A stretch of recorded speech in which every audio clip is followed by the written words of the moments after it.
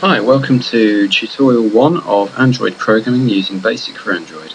This first video will give you a brief introduction to the Basic4Android application and how to write a very simple program and run it on an Android emulator. This would also enable you to run it on a real Android phone. Okay, so assuming you've already bought Basic4Android or you're running the trial version, when you first open Basic4Android, it will give you a window like this. This is the IDE for writing your code. And you'll notice it gives you a number of subroutines already written. These subroutines refer to declaring variables or objects that you will use in your program, as well as what happens when the program opens or when you go to another application, such as when the phone rings or you flick back onto your menu screen with the home button on your phone or whatever. So you have your process globals here, which are your global variables which you can use in your whole application. So each screen in an Android application is called an activity. So when you click a button or an icon on an Android application and it opens a new screen, and then you use your back button on your phone to go back to the first screen, that's two separate activities which you've been using there. So each screen of code on this system is an activity. So your globals that you declare here will be variables that you can use on any activity in the program. So like global variables for the entire program. The globals here, the second sub for globals is globals within this activity itself. So if you have two screens on your application, you will have a separate set of globals per screen, because each screen will run like a separate program on its own. But the process globals will be global over the whole application for both screens. We'll go more into that later. Activity create is the first thing it does when you open your program. So when you first open your application on Android from the launcher, it will run the activity create. Activity resume is what happens when it goes back into your application when it's been out onto either another activity in your program, or you've gone back to your home screen or taken a phone call and then come back onto your program. So it may be that you pause the program and then you resume it and you carry on when the program starts up again. So in a similar way, activity paused tells you has the activity been paused and whether it's paused by a user. So when your activity is paused, this is when you take a phone call or when you flick back to your home screen to check something like a text message or something, and then you go back to your activity. So this is when you go back to the home screen using your home button on your phone, not using the back button. The back button will close the activity, whereas the home button will pause it. So we're just going to write a very simple program here to just display a button on the screen and allow us to click that button and show a message. That's all we're going to do. So first thing to do is we need to save our program, give it a name. So let's go to File, Save. Pick a location for where you want to put your application. I'm going to put it in my Dropbox account so I can access it from other places, and also so I can give access to it to the public, such as yourselves. Make a new folder to put your application in. I'm going to call it tutorial 1. And then in there, give the file a name. So I'm just going to again just call it tutorial 1. Basic4Android application code files will have the extension B4A on them, and they should open in Basic4Android automatically if you open them from Windows Explorer. Now that you've saved your tutorial, we can open the designer. So if you just click on the designer on the toolbar, it will open up the B4A designer. This is part of the program that enables you to use simple drag and drop with the mouse to design the layout of your application. Obviously Android devices have lots of different screen sizes. We're not going to look into the differences that will cause for you to use in your code at the moment. We'll look into that in a later tutorial.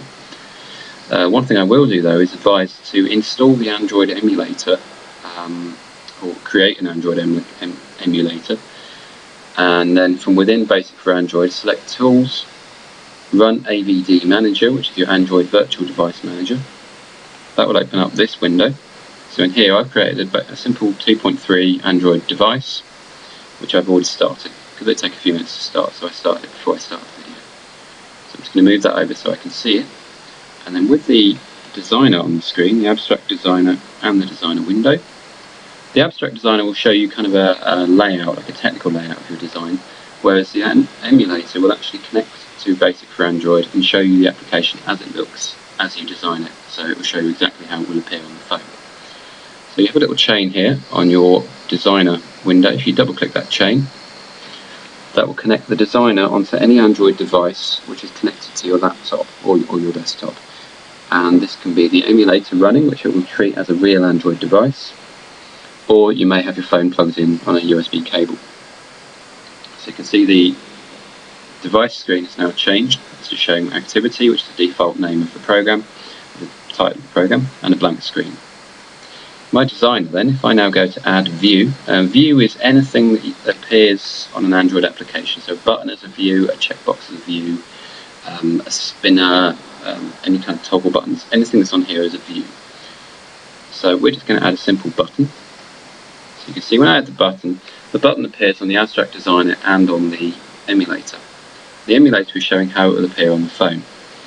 So I'm just going to change the size of the button, and then on the designer window you have all the properties of the button that you've just created, the view that you've created. So we're going to change the name of it. We're going to call it my button. In fact, no, let's just call it button 1. We'll leave it as it's already called then. And what we're going to do is on the text, we're just going to change it so it says click me on there. So you'll see on the designer it still says button 1, but on the Android application, the Android emulator, it's changed to click me. This is because the designer will show you the names of the actual views, not what the view actually shows like on the phone.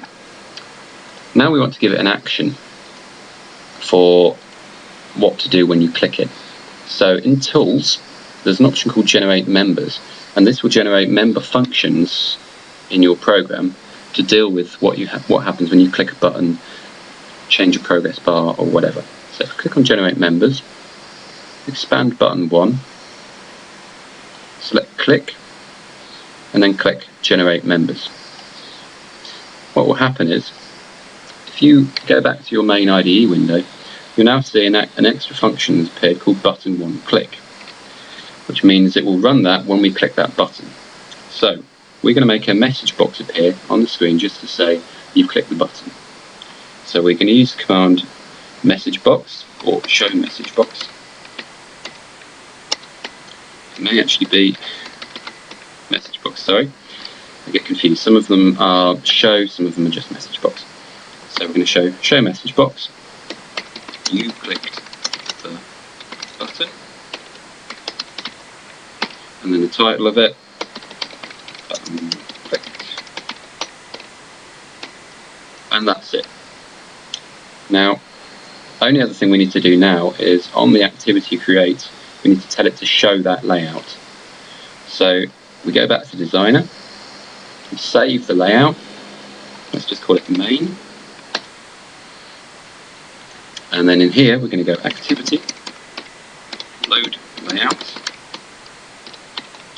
main. And that's it.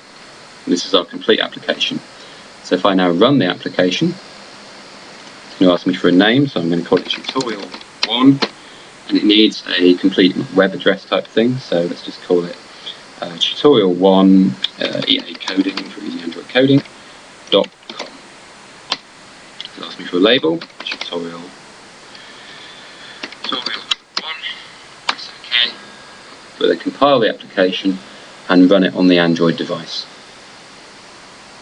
So you'll see it compiling. It will convert it into full Java code, which means it's running as a proper Android application. It's not running any slower than if you were to write this using Java and Eclipse. This is just much simpler for you.